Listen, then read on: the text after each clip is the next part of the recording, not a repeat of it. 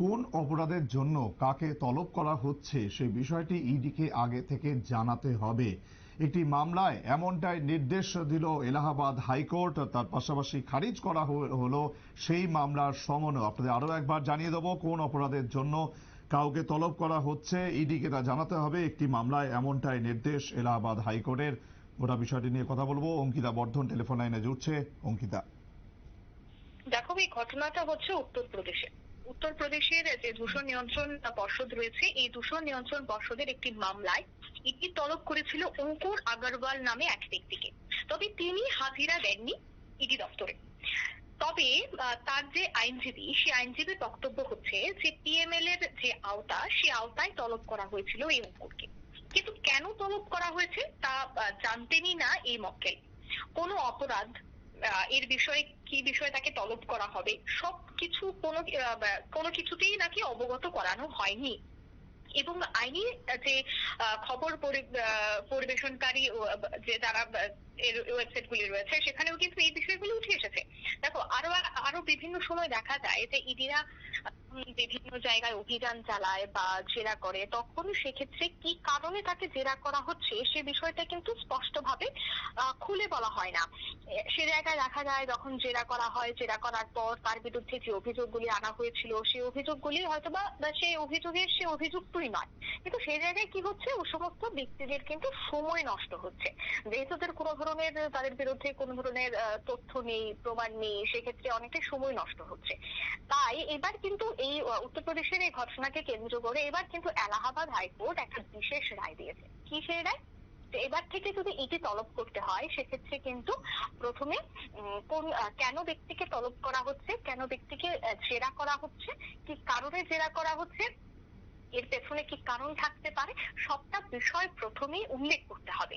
এবং তার বিরুদ্ধে যদি কোনো ধরনের কোনো তথ্য না পায়, সেক্ষেত্রে পরবর্তীতে আবার তদন্ত করে তারপর তথ্য বের করেই জেরার জন্য সেখানে কাগজ, অর্থাৎ তলবের যে কাগজ, সে কাগজ পাঠাতে পারবে, এর আগে পাঠাতে পারবে না। এ কথাই কিন্তু এলাহাবাদ হাইকোর্ট আজ বলেছে। এবং এতে অনেকেই খুশি হয়েছে, কারণ দেখো, এই আর্থিক তছরূপের বিভিন্ন বিষয়ে দেখা যায় যে বহু মানুষ কিন্তু এই জেরার মধ্যে জড়িয়ে পড়ে, বহু মানুষ জেরার মধ্যে জড়িয়ে ফেলার পর তাদের অনেকটা সময় নষ্ট হয়। তাই এই সমস্ত বিষয়গুলিকে কেন্দ্র করেই কিন্তু এই পদক্ষেপ। তবে দেখো, আর্থিক তছরূপের যে প্রতিরোধ আইন, সেই প্রতিরোধ আইন মামলায় কাউকে তলব করতে গেলে কোন অপরাধের জন্য ডাকা হয়েছে সে কথাটা তো অবশ্যই উল্লেখ করতে হবে তদন্তকারী সংস্থাকে। অন্যদিকে ইডির যে নির্দেশ আগামী দিনে, সেটাও কিন্তু বলে দিতে হবে। এছাড়া দেখো, আরো একটা বিষয় যে উত্তরপ্রদেশের এই যে দূষণ নিয়ন্ত্রণ পর্ষদের এই মামলা, এই একটি মামলায় ইডির যখন সে তলব হয়েছিল অঙ্কুশ আগরওয়ালের নামে।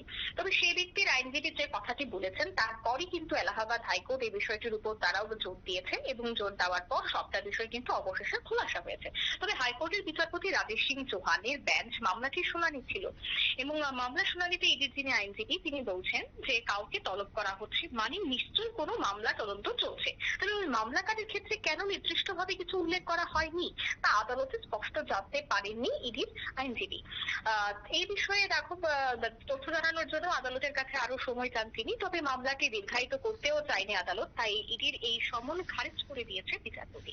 যদি মামলাকারীর বিরুদ্ধে তথ্য প্রমাণ থাকে, তবে বিস্তারিত তথ্য সহ নতুন করে যে তলব করার নির্দেশ তা দিয়েছে হাইকোর্ট, অর্থাৎ আদালত আরো জানিয়েছে যে ইডির সামনে এই তদন্তকারী সংস্থার অফিসে হাজিরা দিলে তাকে গ্রেফতার করা কোনোভাবেই যাবে না। অনেক ক্ষেত্রে দেখা যায় যে সন্দেহজনকভাবে গ্রেফতার করা হয়, এক্ষেত্রে কিন্তু এবার সন্দেহের বশেও কাউকে গ্রেফতার করা যাবে না। যদি সন্দেহ থাকে, সেক্ষেত্রে পুনরায় তদন্ত করুন, তদন্তের পরেই তারপরই গ্রেফতার করতে পারবেন, এমনটাই কিন্তু এখনো পর্যন্ত জানানো হয়েছে। ধন্যবাদ অঙ্কিতা। অঙ্কিতা বর্ধন আমাদের প্রতিনিধি ছিলেন টেলিফোন লাইনে, জানাচ্ছিলেন যে কোন অপরাধের জন্য কাকে তলব করা হচ্ছে তাকে পুরো বিষয়টি আগেভাগে জানাতে হবে ইডিকে। এই বিষয়টি নিয়েই কিন্তু একটি মামলা হয়েছিল এবং সেই মামলাতেই এমনটা নির্দেশ দিয়েছে এলাহাবাদ হাইকোর্ট। পাশাপাশি সেই সমন যে মামলার ব্যক্তির বিরুদ্ধে করা হয়েছিল, সেই ব্যক্তির নামে যে সমন জারি করা হয়েছিল, সেই সমনকেও খারিজ করে দিয়েছে আদালত। সময় আরো একটি ছোট্ট বিরতির, সঙ্গে থাকুন।